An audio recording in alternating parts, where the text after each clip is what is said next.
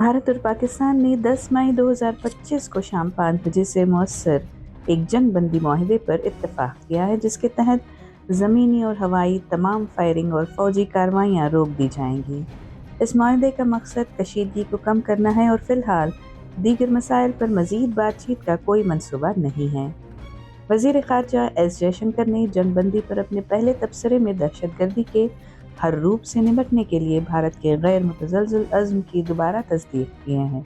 जंग बंदी को इस वक्त हतमी शक्ल दी गई जब पाकिस्तान के director general of military operations DGMO ने 10 मई को दोपहर 3:35 पर अपने भारतीय हम मनसब से रब्ता किया, जो कि जंग रोकने के लिए सिफारती कोशिश है।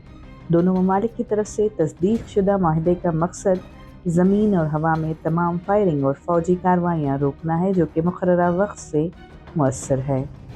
फ़िलहाल जंग बंदी के अलावा दीगर मसाइल पर मज़ीद मुज़ाकरात का कोई मंसूबा नहीं है। फौरी सूरत हाल को मुस्तहकम करने पर तवज्जो दी गई है, न कि बुनियादी तनाज़ात को हल किए जाने पर। जंग बंदी की कामयाबी दोनों ममालिक की पाबंदी पर मुनहसर होगी, क्योंकि माजी में ऐसे माहिदों के बाद भी खिलाफ वर्जी हो चुकी है। बैनुल-अक़वामी किरदार यानी अमरीकी सदर डोनाल्ड ट्रंप ने ट्रुथ सोशल पर जंग बंदी का ऐलान किया है और अमरीकी वज़ीर ख़ारजा मार्को रूबियो ने भी दोनों ममालिक के सीनियर हुक्काम से बातचीत की है।